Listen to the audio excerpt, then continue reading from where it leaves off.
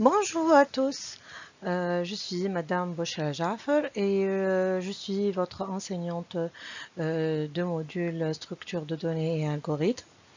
Je suis ravie de vous enseigner pendant 13 semaines. On va commencer dans ce chapitre que je l'ai appelé chapitre 0 parce que juste on va introduire quelques notions sur les algorithmes. On va voir quelques types d'algorithmes. On va définir aussi c'est quoi un algorithme et on va citer quelques environnements de travail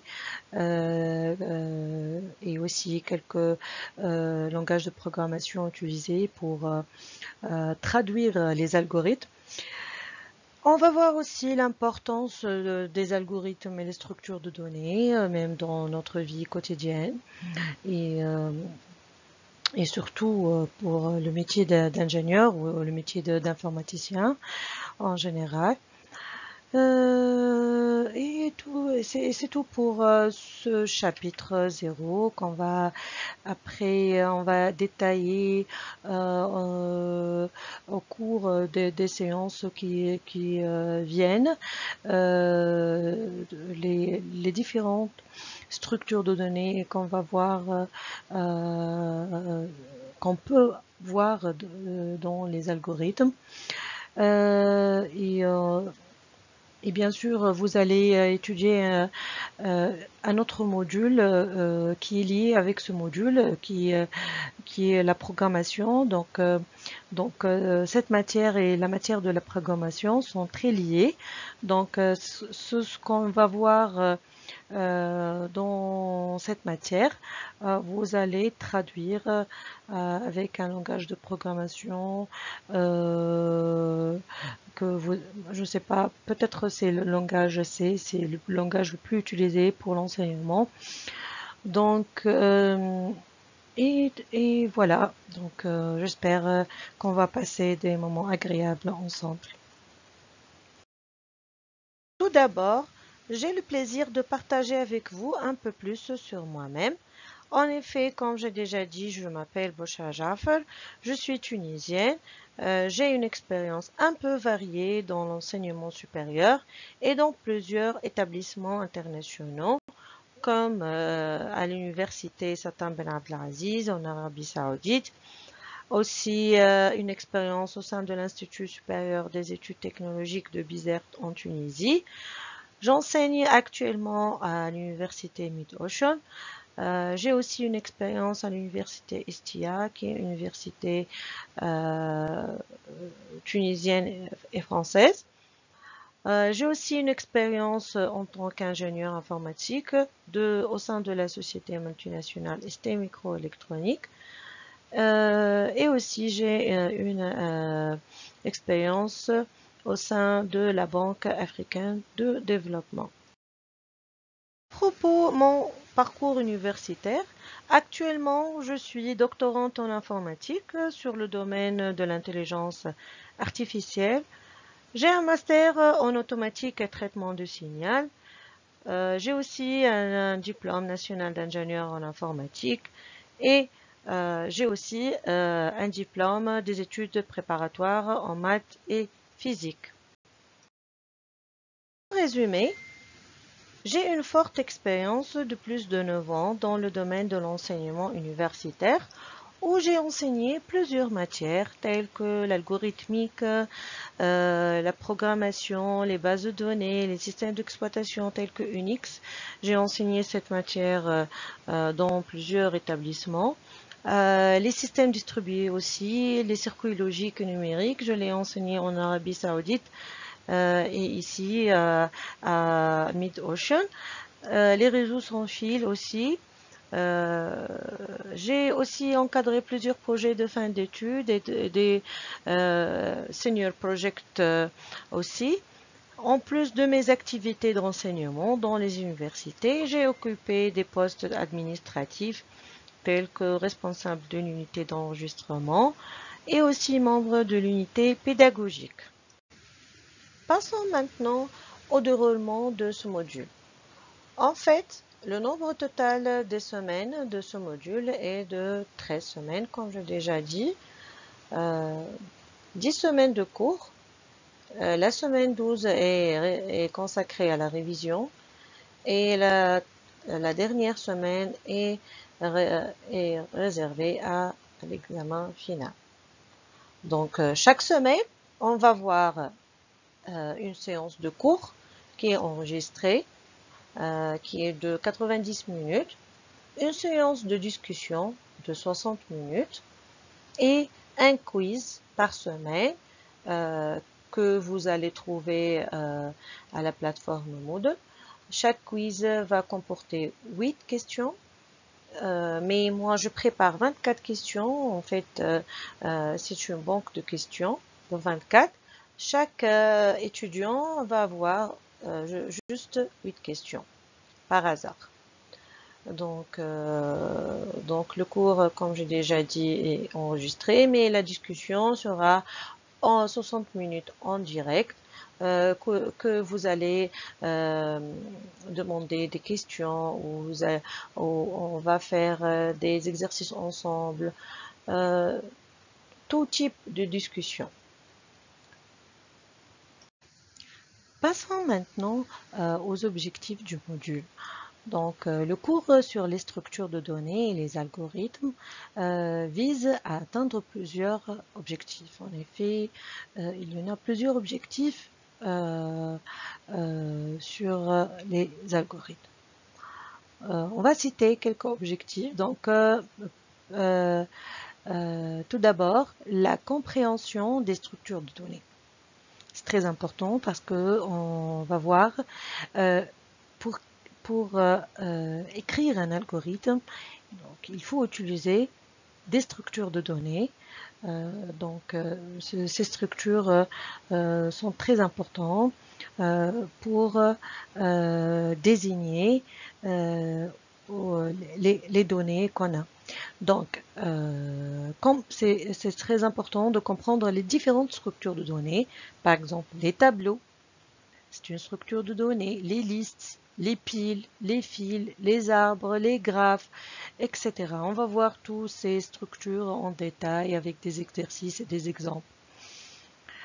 Savoir choisir la structure de données, c'est très important, approprié, en fonction du problème à résoudre et des contraintes. Donc, parfois, on n'a pas besoin d'utiliser un tableau pour, par exemple, désigner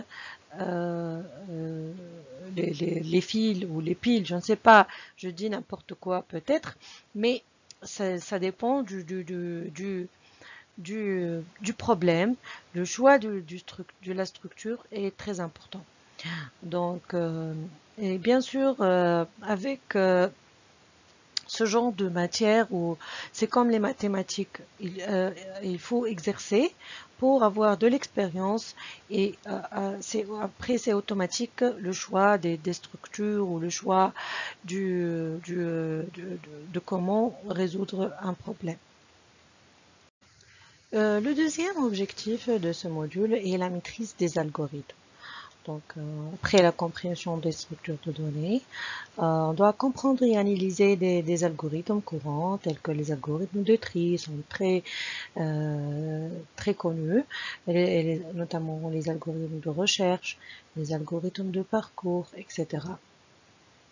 Aussi, apprendre à concevoir, analyser et optimiser des algorithmes pour résoudre divers problèmes.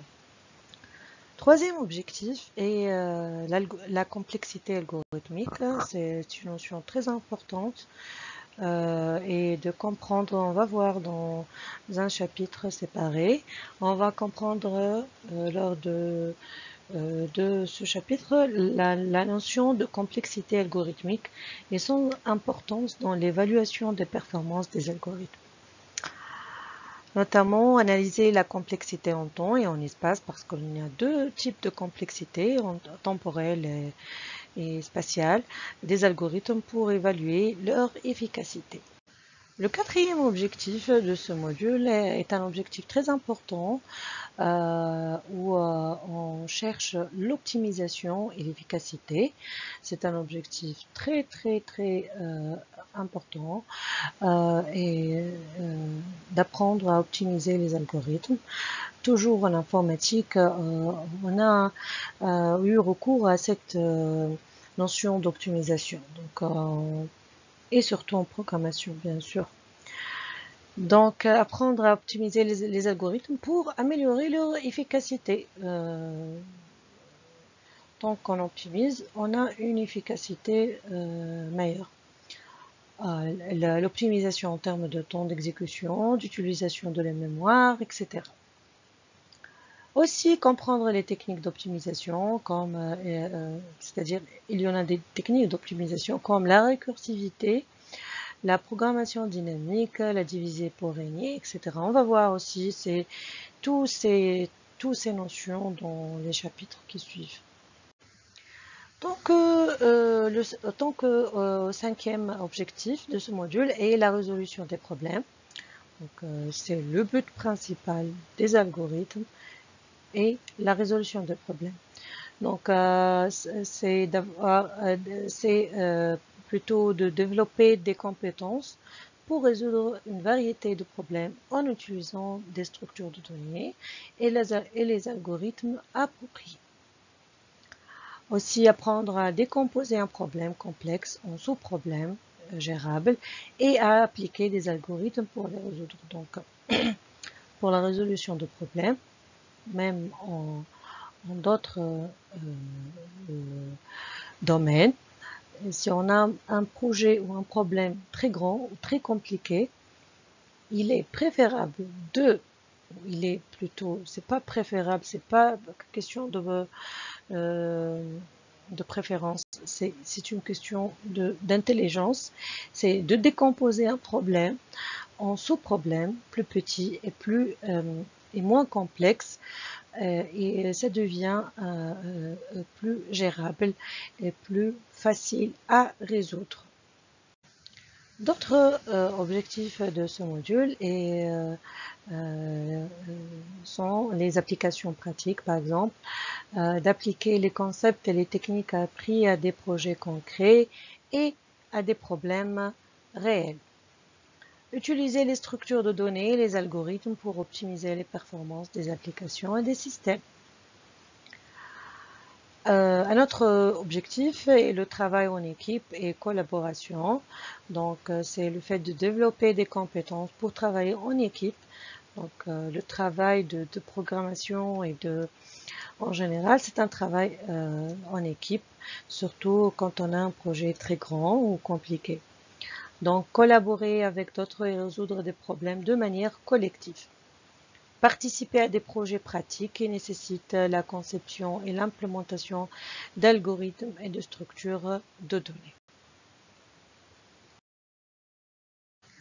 En résumé, le cours sur les structures de données et les algorithmes vise à doter les étudiants des compétences nécessaires pour résoudre efficacement une variété de problèmes en utilisant des structures de données appropriées et des algorithmes efficaces. Pour cela, on va voir plusieurs chapitres sur des différentes notions et des techniques d'algorithmes et de structures de données. Donc, pour cela, on commence par introduction aux structures de données. C'est notre chapitre d'aujourd'hui, où on va voir les objectifs et l'importance des structures de données et les algorithmes. On va voir des exemples de problèmes algorithmiques, la notion de complexité algorithmique et l'environnement de développement. Et on va voir quelques environnements de développement et langages de programmation utilisés. Après, on va voir les concepts de base des algorithmes, où on va voir les notions de variables et types, c'est quoi une affectation, la lecture, comment s'effectue et l'affichage aussi. On va voir comment on migre de l'algorithmique au langage C par exemple. On va voir aussi les structures conditionnelles et les structures itératives. Dans un autre chapitre, on va voir les fonctions et les procédures, où on va voir les sous-programmes, les fonctions, les procédures, la portée d'une variable, les paramètres formels et effectifs. Dans un autre chapitre, on va voir les structures linéaires, où on va voir les tableaux et les listes, les structures de données, des piles et des fils, l'implémentation et opérations courantes, et l'analyse de complexité aussi. Après, on va voir des structures plus avancées, telles que les arbres, où on va voir les arbres binaires, les arbres de recherche, les arbres équilibrés, etc. On va voir aussi les structures de données de graphes, où on va voir les représentations, comment se fait le parcours et les algorithmes de recherche dans des graphes, notamment les algorithmes de hashing et les tables de hachage, l'implémentation et opérations courantes et l'analyse de complexité. Toujours dans les notions les plus avancées, on va voir après dans un chapitre les algorithmes de tri et de recherche, où on va voir les tris par insertion, parce qu'il y en a plusieurs types de tri à bulles, tri rapide et tri fusion. On va voir les algorithmes de recherche, les recherches linéaires ou la recherche binaire, implémentation et comparaison de performance et aussi l'analyse de complexité. Dans un chapitre séparé, on va voir les techniques d'optimisation, où on va voir la récursivité et retour arrière. Donc, sont des techniques très très réputées comme des techniques d'optimisation. On va voir la programmation dynamique, la technique divisée pour régner et l'analyse de complexité et exemple d'application, bien sûr. Et enfin, on va faire plutôt une révision de l'examen, où on va faire une révision générale des concepts, des résolutions de problèmes et des exercices pratiques, et pour bien sûr la préparation à l'examen final. On va commencer maintenant notre chapitre, donc l'introduction aux algorithmes, aux structures de données et algorithmes. Tout d'abord, on va voir quelques définitions et quelques notions d'informatique. Pour cela, on va commencer par le mot informatique, bien sûr. Donc, c'est quoi le mot informatique? Peut-être vous ne le connaissez pas. Donc, informatique, c'est un mot qui est composé, c'est un nom composé de deux autres mots. C'est pour information et que pour dire automatique. Donc, l'informatique, le mot vient de l'information et l'automatique. Donc, l'informatique, c'est information plus automatique, c'est-à-dire information automatisée. Donc, c'est la science du traitement automatique de l'information. Donc, automatique par quoi est traité? C'est-à-dire, si on dit automatique, c'est-à-dire traité par une machine. Donc, par une machine capable de traiter ou de manipuler les informations ou les données. Donc, c'est ça. C'est quoi le mot informatique? Passons maintenant au mot ordinateur. Donc, on connaît le mot ordinateur.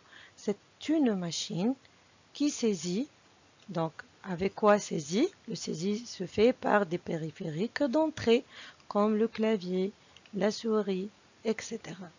Stocke, donc à partir des mémoires. Donc, on sait très bien qu'il y en a plusieurs mémoires.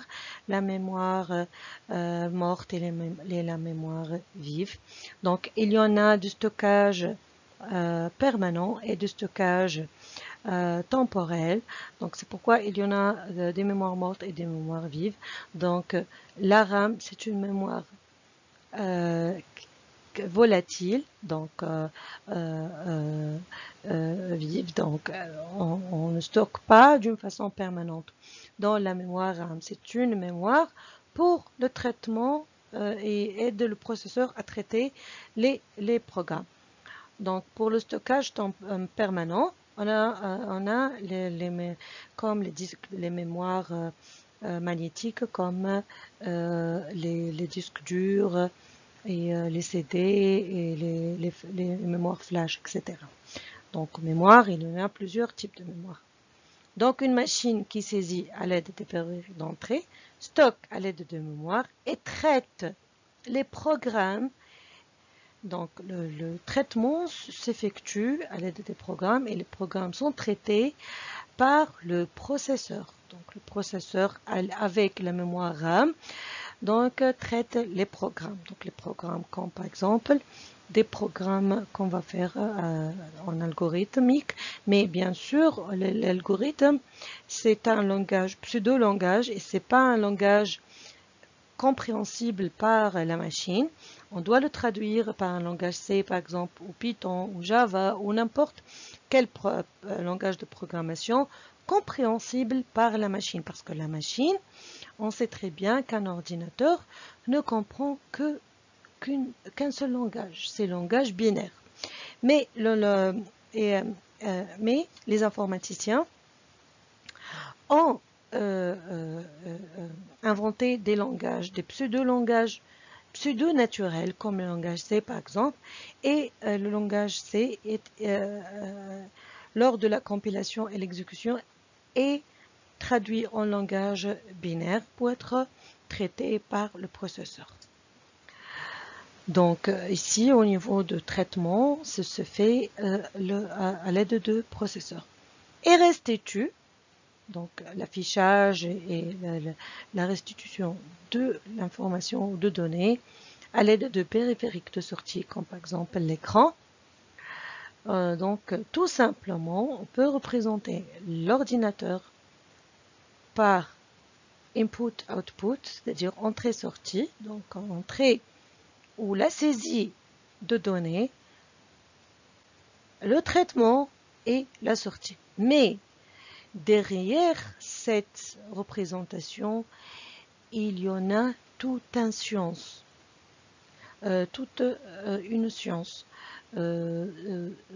C'est très compliqué la notion de traitement des programmes. Donc derrière ce traitement, c'est comme il y en a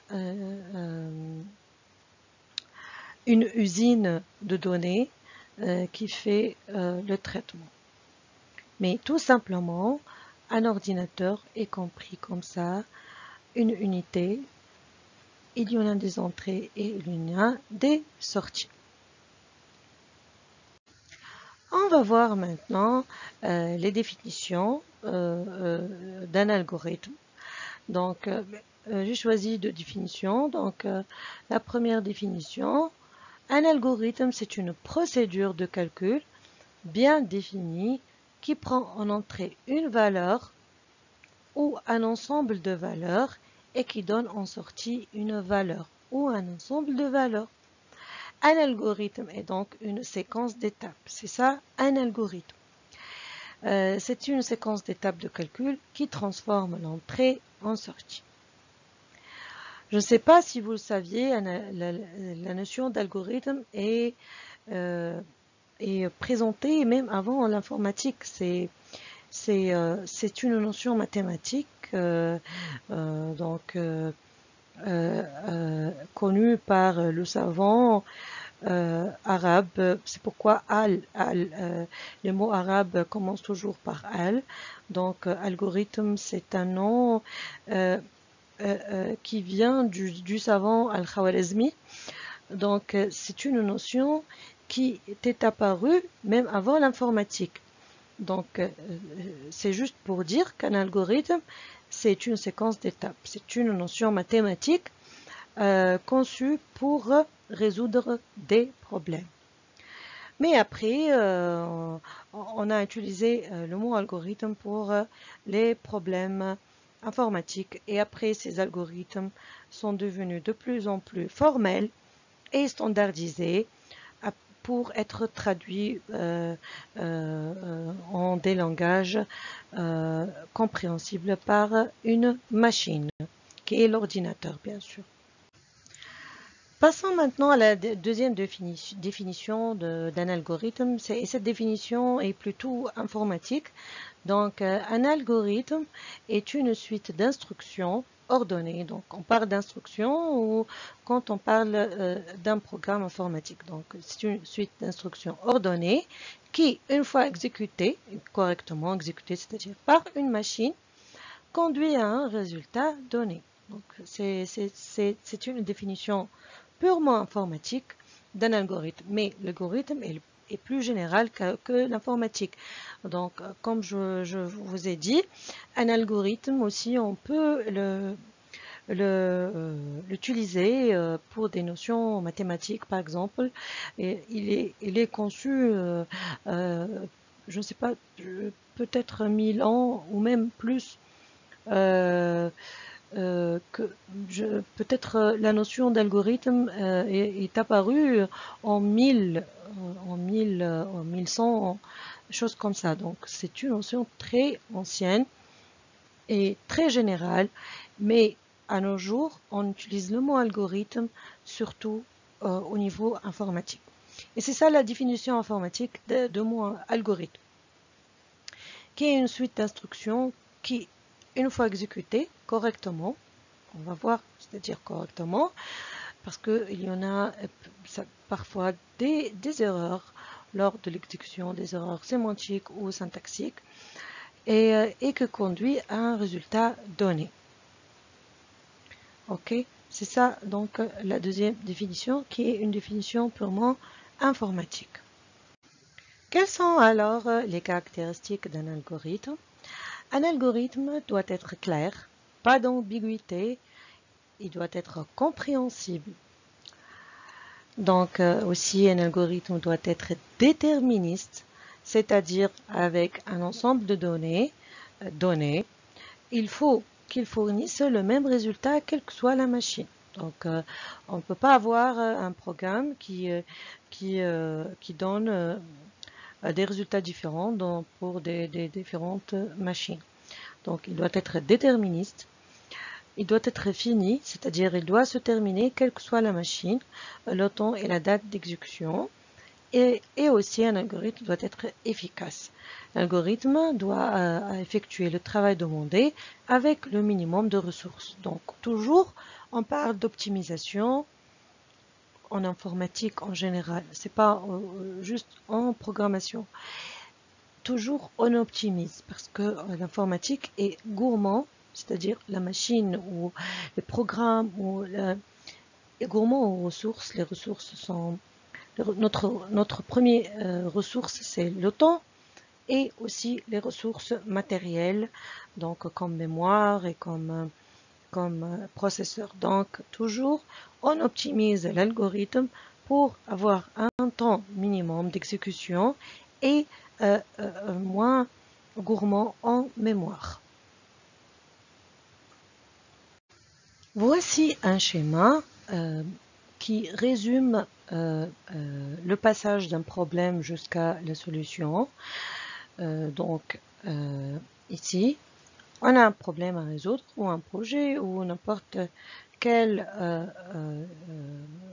problème.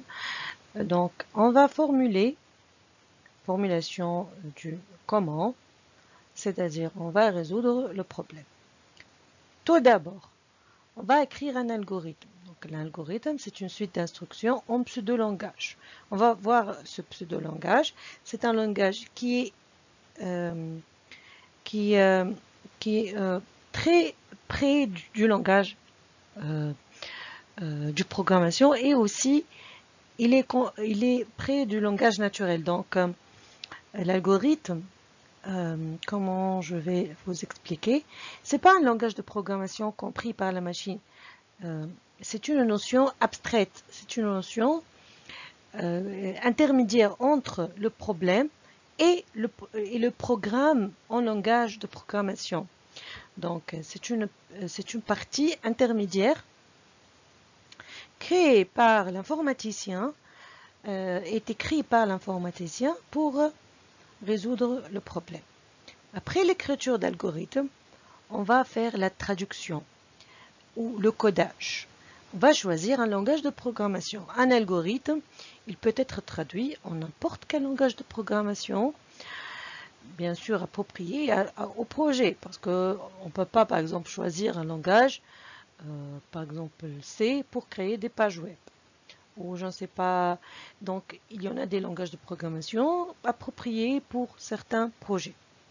Donc, l'algorithme, après avoir été écrit, il va être traduit avec un programme, un codage, avec un langage de programmation. Les langages de programmation comme le Python, le C, le Java, etc. Ce langage de programmation est compris par un ordinateur. Donc, après avoir écrit un autre code, on doit le compiler. Vous allez voir c'est quoi la compilation. C'est une étape très importante. C'est l'étape qui est avant l'exécution finale. Donc, la compilation va analyser le programme parce que le programme peut avoir des erreurs. Les erreurs, il y en a des erreurs syntaxiques et des erreurs sémantiques. Les erreurs syntaxiques, par exemple, dans un langage de programmation, par exemple, pour le langage C, on finit chaque instruction par point-virgule. Si vous avez oublié point-virgule, lors de la compilation, vous allez avoir une liste des erreurs syntaxiques. Donc, après, vous allez, s'il y a des erreurs, vous allez reprendre votre codage et vous allez corriger. Après une compilation encore, une fois, après si tout va bien, on va exécuter. L'exécution, c'est-à-dire run. Run, l'exécution réelle du programme. C'est-à-dire, il va faire les instructions. Par exemple, si vous allez faire A plus B, je ne sais pas, ou par exemple, il va faire l'exécution, le traitement. Donc, on a notre solution. Si tout va bien, on va avoir une solution parfaite. Parfois, il y en a des erreurs sémantiques, c'est-à-dire des erreurs sémantiques. Les erreurs sémantiques, c'est-à-dire les erreurs de meaning, c'est-à-dire comment dirais-je, c'est pas des erreurs de comment écrire le code syntaxique. C'est pas le même. Ces erreurs sont lors de l'exécution, c'est-à-dire la compréhension du programme est fausse, c'est-à-dire on ne peut pas faire comme ça le programme. Il n'a pas de sens, c'est ça le mot. Donc, il n'a pas de sens. C'est erroné du point de vue sémantique. Il n'est pas compréhensible par la machine. Donc, on ne peut pas faire comme ça. Je ne sais pas, comme vous pouvez, je ne sais pas, vous donner un programme qui ne marche pas en réel, lors de l'exécution. Mais le syntaxe peut avoir zéro erreur de syntaxe, mais le sémantique est fausse. Donc, vous allez, s'il y a des erreurs sémantiques, vous allez encore retourner à votre algorithme et corriger le codage et de refaire la compilation et peut-être vous aurez d'autres erreurs syntaxiques. Vous allez reprendre et enfin l'exécution jusqu'à vous trouvez zéro erreur de sémantique et la solution parfaite que vous le cherchez. Donc c'est comme ça on travaille là, pour un langage de programmation. Donc un problème jusqu'à la solution, mais on passe par algorithme, codage et compilation et exécution. Vous allez comprendre tout ça aussi pour la matière programmation.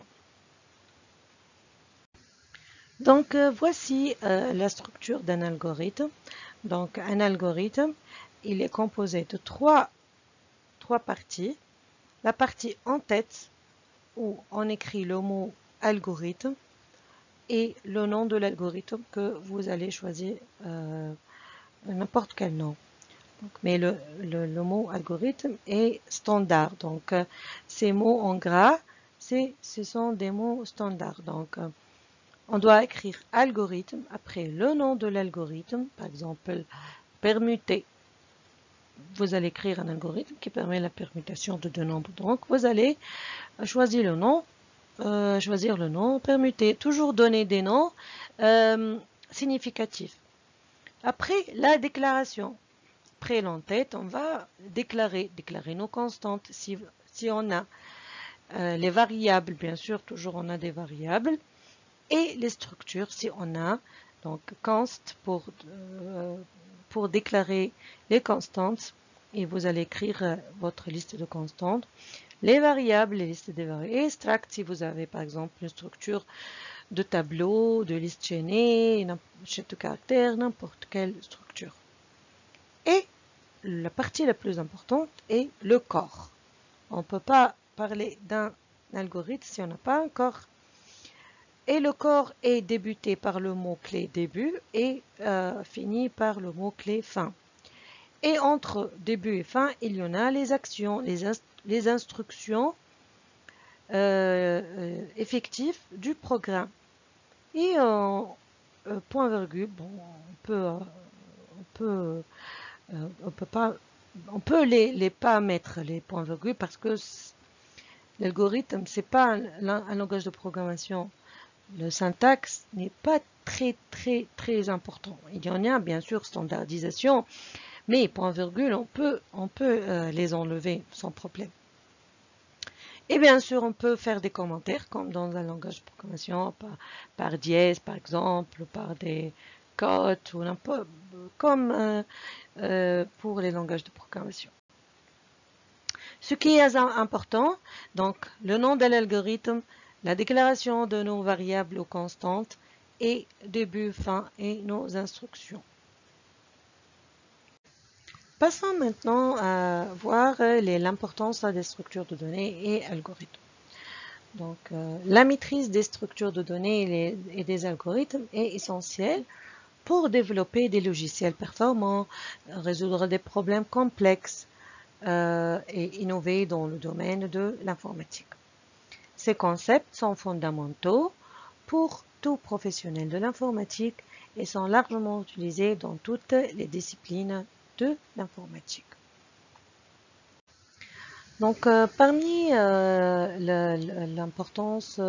ces importances, on va voir par exemple l'efficacité algorithmique au niveau les algorithmes efficaces sont essentiels pour résoudre des problèmes complexes de manière optimale et en minimisant les ressources utilisées, comme j'ai déjà dit. Donc, toujours on optimise nos ressources, telles que le temps d'exécution, c'est notre premier but, et la mémoire. Déjà, on a dit ceci, donc l'efficacité algorithmique est très importante.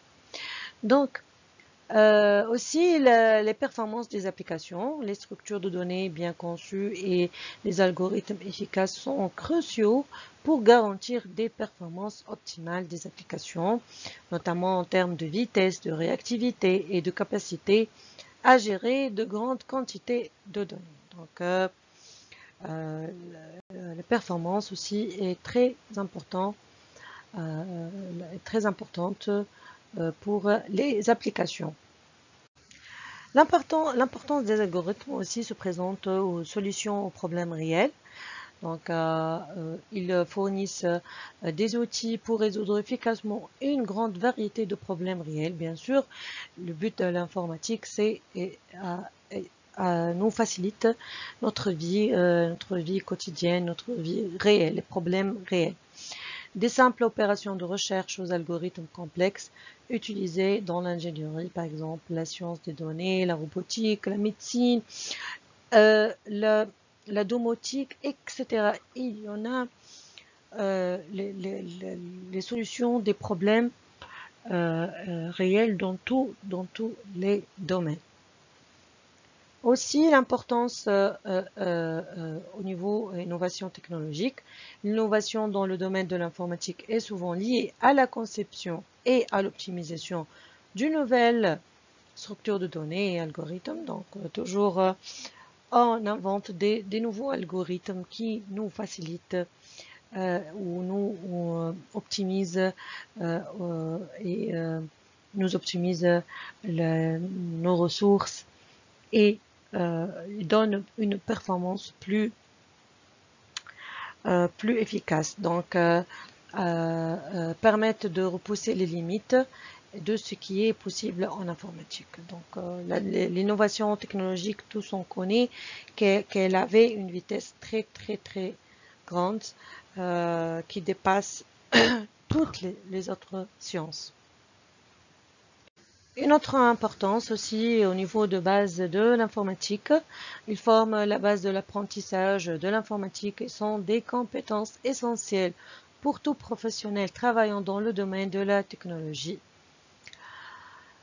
Aussi, une autre importance au niveau de réduction des coûts. Les structures de données et les algorithmes bien choisis peuvent réduire les coûts de traitement, de stockage, d'exploitation des systèmes, ce qui est crucial dans les bien sûr dans les environnements d'entreprise. Toujours les entreprises cherchent à minimiser et réduire les coûts où l'efficacité et l'évolutivité sont primordiales. Voici quelques exemples de problèmes algorithmiques les plus connus. Les problèmes algorithmiques peuvent être variés. On ne peut pas limiter les problèmes algorithmiques, mais je vous donne des exemples. Donc, comme j'ai dit, les problèmes algorithmiques peuvent être variés et couvrir un large éventail de domaines. Voici quelques exemples de problèmes algorithmiques courants classés par catégorie. On trouve par exemple les algorithmes de tri de recherche, par exemple le tri dans un tableau, tri par sélection, tri à but, tri par insertion, etc. On va voir tous ce genre d'algorithmes dans les séances qui viennent. Donc, on peut trouver un algorithme de recherche d'un élément, recherche binaire dans un tableau trié par exemple, ou dans un tableau non trié. Parmi les problèmes algorithmiques courants, les problèmes de récursivité et diviser pour régner. On peut trouver calcul de la puissance, tri-fusion. Aussi, on trouve les graphes et parcours, parcours en profondeur ou parcours en largeur. Aussi, c'est un algorithme très important, le plus court chemin. Il est utilisé surtout dans le networking, les réseaux.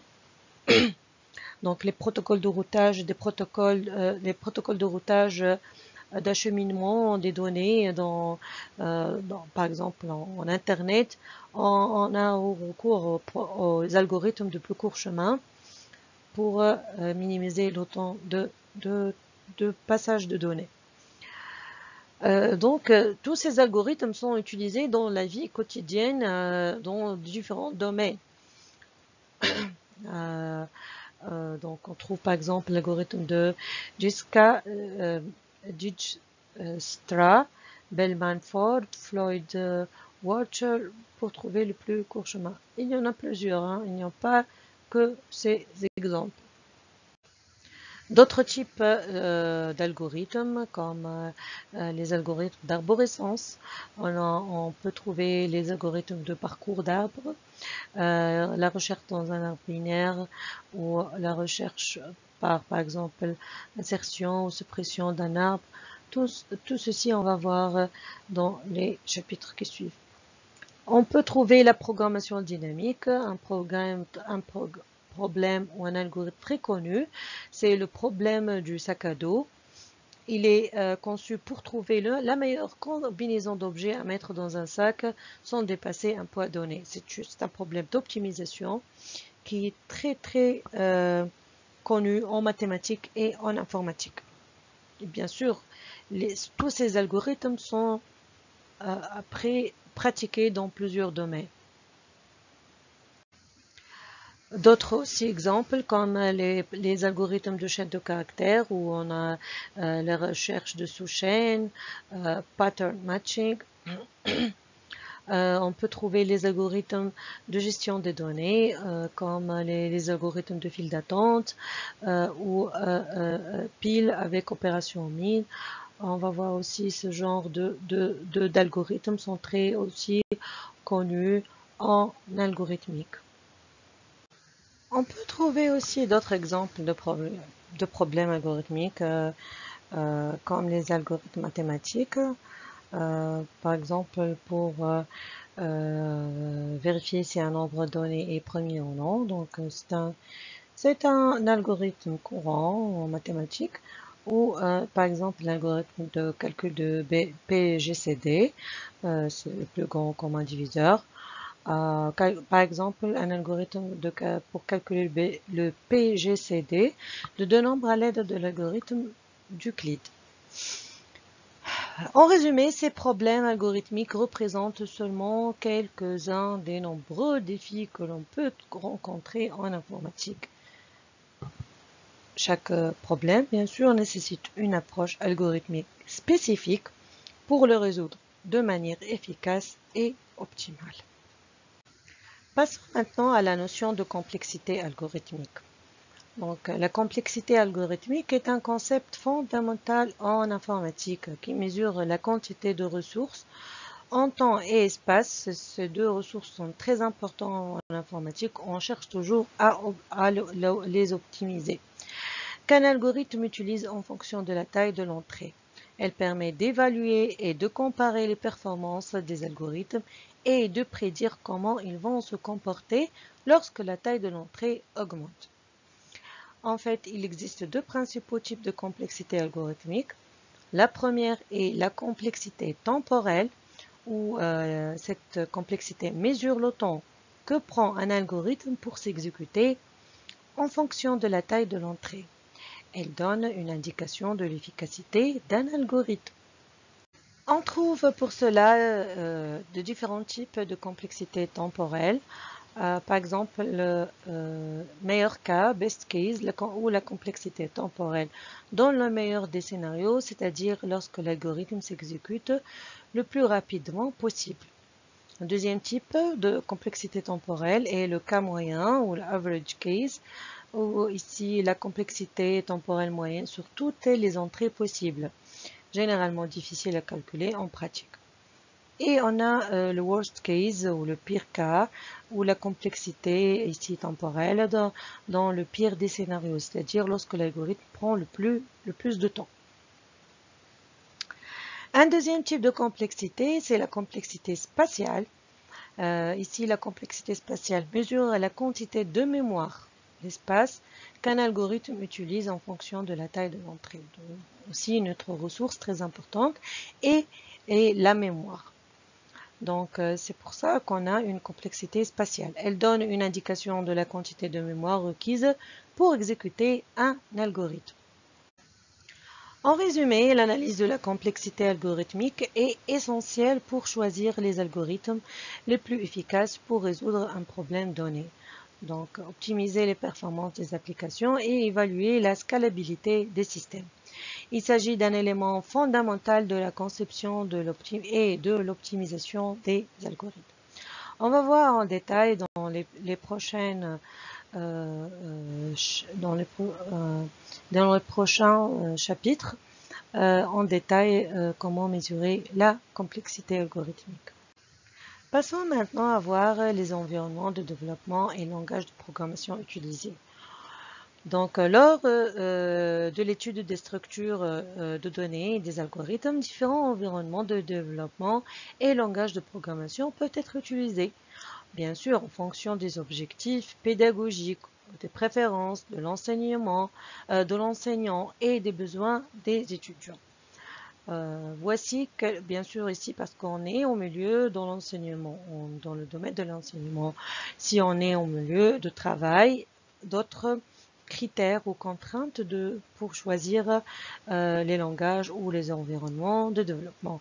Parce que, comme vous saviez, il y en a des environnements qui sont gratuits, des environnements avec FIS, parce qu'ils offrent des outils plus professionnels. Donc, le choix parfois de l'enseignant d'un langage à un autre ou d'un environnement à un autre, parce que parfois on a recours aux logiciels open source, c'est-à-dire des logiciels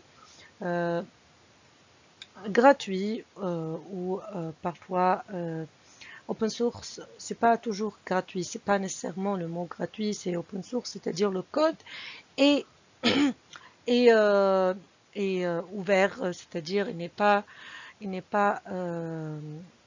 boîte noire. Donc, comme par exemple, voici quelques environnements et langages couramment utilisés, par exemple l'environnement de développement, ou ce qu'on appelle les DIE. Les DIE, c'est un environnement de développement, comme le plus fameux, le Visual Studio Code.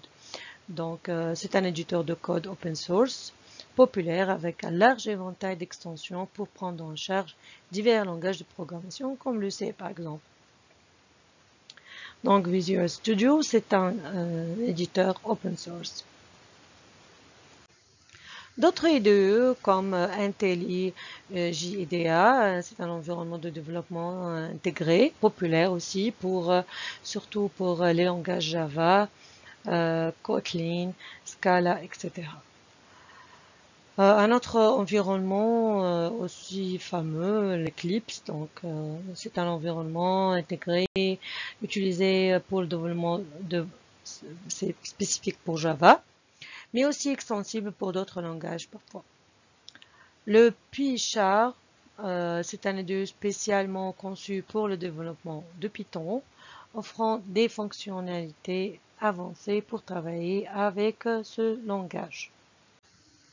D'autres environnements, d'autres IDE comme le NetBeans aussi, c'est un fameux environnement de développement intégré multilangage, mais souvent utilisé pour Java. Il est fameux pour l'utilisation du Java. Aussi Jupyter Notebook, un environnement de développement interactif basé sur le web, largement utilisé pour l'analyse de données et l'apprentissage automatique, en particulier avec le langage de programmation Python. Passons maintenant au choix du langage de programmation. Donc, le choix de l'environnement et du langage dépendra des objectifs des cours, de préférence de l'enseignant et de la facilité d'apprentissage pour les étudiants. Il est, comme on déjà dit, donc il est souvent bénéfique d'enseigner plusieurs langages pour donner aux étudiants une perspective plus large et les préparer à différents domaines de développement. Donc, il est préférable de voir plusieurs types de langages comme le C, le Python, des langages de web. Java aussi, c'est un langage important. Donc, parce que chaque langage a ses spécificités. Donc, voici quelques exemples de langages de programmation. Donc, le fameux Python, il est très populaire pour l'enseignement des structures de données et des algorithmes en raison de sa syntaxe simple et lisible, aussi que ses vastes bibliothèques.